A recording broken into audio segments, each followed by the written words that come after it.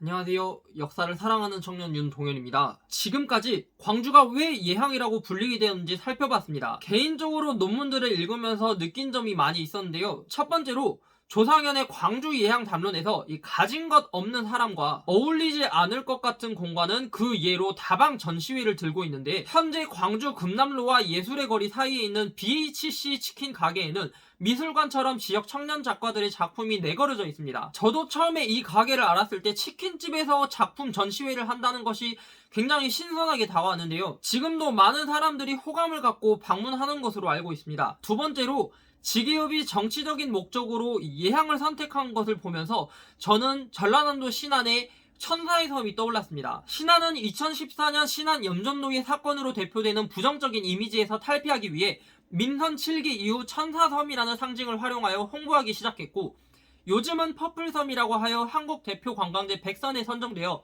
컬러 마케팅에도 성공하고 사람들에게 많이 알려져 있습니다. 세 번째로, 광주 전남 소에는 현재 진행형이라는 것입니다.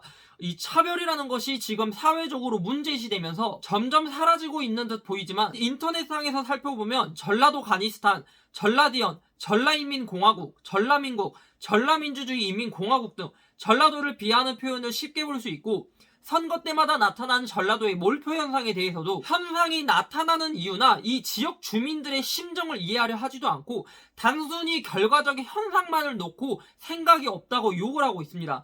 이것은 시간이 지나도 참 해결하기 어려운 문제라고 생각을 합니다. 마지막으로 광주 예향 담론의 이유 분석입니다. 앞에서 살펴본 것처럼 몇몇 전문가들은 이 광주가 예향인 이유를 놓고 역사적으로 소외되어 왔고, 그것이 서러움이나 한으로 나타났으며 그것이 예술로 승화되었다고 말했습니다. 그런데 예술성은 그런 감정이 아니고서는 갖기 어려운 것일까요? 사랑, 기쁨, 행복, 만족이라는 감정은 그런 예술성을 갖기 어려운 걸까요? 저는 이 앞에서 설명하는 방식을 우리가 무조건 옳다고 받아들여서는 안 된다고 생각합니다. 왜냐하면 그렇게 받아들여졌을 때 이곳에 살았던 사람들은 모두 서럽기만 하고 한이 많은 사람들이 되어버리기 때문입니다. 그리고 그런 인식이 은연중에 우리 마음속에 자리 잡아 우리의 삶과 행동 양식을 올가맬 것입니다. 이것이 바로 인식론적 관점에서 바라본 하나의 문제점이라고 할 수 있겠습니다.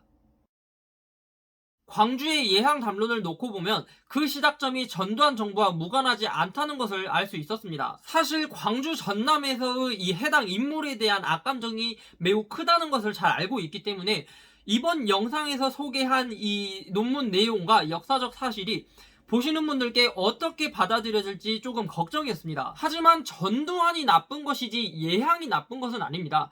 저는 사람들이 다만 이런 역사가 있다는 사실을 기억하고 청산하자고 예향이라는 상징성을 없앨 것이 아니라 이 예향이라는 이름에 걸맞게 그 이름에 먹칠하지 않기 위해 예술을 지키기 위한 노력이 필요하다고 생각합니다. 예술이란 돈 많은 사람들만이 할 수 있는 여가 활동이 아니라 우리 삶이 더 풍요로워지기 위해서 더 넓고 질적인 차원의 행복을 찾는 일입니다. 작품 속에 있는 새로운 세계를 통해 이 작가와 의미를 공유하고 전시회도 박물관도 많이 가서 문화 여가 활동을 즐기고 광주를 더 아름답게 예향답게 만들어 나갈 수 있었으면 좋겠습니다.